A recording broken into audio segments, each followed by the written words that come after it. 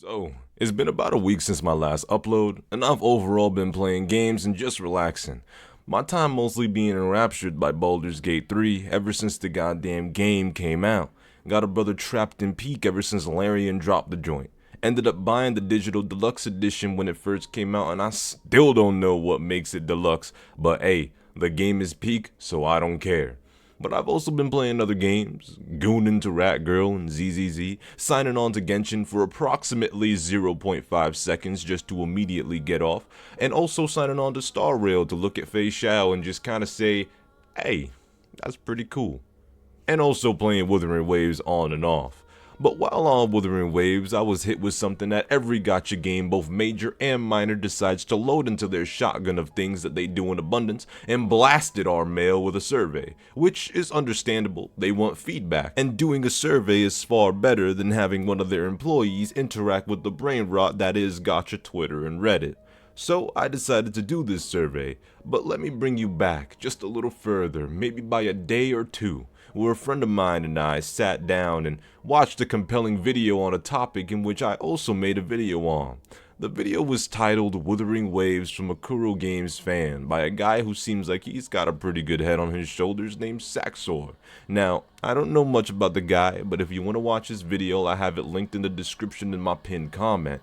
But this guy spoke way more in depth than my video did. Bro sounded like he was a part of the dev team of the original design with how heartbroken he was. Bro sounded so somber you would have thought he was coming to terms with the world ending. Brother man started talking about books and human philosophy, but it was a good ass video though. But when I was doing the survey recently, I decided to make my concerns known, or rather, my hopes. My hopes for Wuthering Waves to potentially capture the dreary beauty that it had before. What's going on, guys? My name's Rigashu, and on this channel I'm going to be talking about gachas and potentially news surrounding gachas. If you like what you see and like what you hear, go ahead and like and subscribe. Anyways, let's get right into why I believe that Kuro Games should really push to get their original artistic design back for Wuthering Waves, now that they've been able to capture a decent sized audience for their game. Wuthering Waves is by far, combat wise, one of the best if not the most fun gachas I have played in a very long time. Sometimes I just simply sign in and look for motherfuckers to just beat they ass for no reason, other than the fact it makes me feel like I'm busting it down sexual style in DMC3. But one thing that I have always mentioned in the first few months of its release, whenever I was talking to my friends about whether or not it was good or bad, was how its artistic direction changed. How they went from being a badass looking post-apocalyptic grayish design to, well, I don't want to say this because it might make some of y'all mad, but nah, I'm not gonna lie, I don't really care if it makes some of y'all mad. A lot of the places just kind of feels like a super post-apocalyptic cyber Genshin with a little bit of, you know, sad vibes here and there, maybe just a little bit of edginess here and there. A lot of the places just kind of feels like it doesn't really deliver that Kuro vibe. Something my man Saxor mentioned, not the Genshin part, but how Kuro ended up not having the Kuro touch when it ended up making the world. There were some areas he mentioned that looked like they may have been cut or downgraded or something to that effect. I don't remember exactly what he said. And some areas that he has no idea what the significance is. And on this point, just a side note, I think that in the game not every area needs to have significance, but he did make a good ass point. What the hell is this village over here even for, dog? I mean, I even look at the city where my homie, my boy, my fire incarnate, motorcycle riding, flailing around a flaming stick ass motherfucker Inferno Rider is at. And I look around and I just kinda think to myself, man, this place ain't looking nothing like the city in that one trailer. I mean, I was looking forward to running around cities and running around these dilapidated places. I just wanted to explore and experience an open world version of PGR because PGR's world was so peak. And now, don't get a brother wrong, right? That video I made about things I appreciate about Wuthering Waves still stands. I majorly appreciate all the things that it does right, and I am not opposed to its beauty. Almost all of the gachas with major names attached has beautiful worlds, and Wuthering Waves does not fail to deliver on making things visually beautiful in my opinion. There has been numerous times where I have just stopped my exploring and just appreciated the way the world looked, looking around and just taking it all in.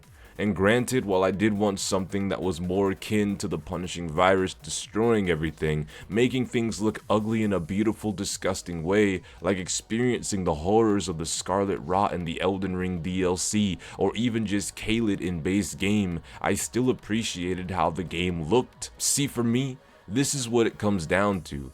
Wuthering Waves has amazing combat and lived up to the expectations for its combat. I can list off a variety of things that I love about the game, but I ain't gonna keep y'all here for a 15-page essay. But I also love the fact that I can just stop and take in the world and have my disappointment be overpowered by the fact that Kuro Games did end up making something that just looks beautiful. So a beautiful world plus top tier combat is basically a complete win in my heart. But there will always be those seeds of longing for the original design of Wuthering Waves, how everything was gray, dreary, and sad. But I also think that maybe the path that they took might be the best path. Now hold on before you come up my neck, hear me out. Let's think about this for a second. Think about the audience they were reaching out to, the communities for Hoyo, right? They made the game more appealing to them, and we cannot deny that this is a fact due to how the CBT2 situation was handled, as well as the artistic direction for the game. And also, let's not forget that a certain community also called them out for wanting to change the beginning and change how certain things was handled narratively. But I digress. I'll let somebody else with a little bit more expertise in that area make a video about that.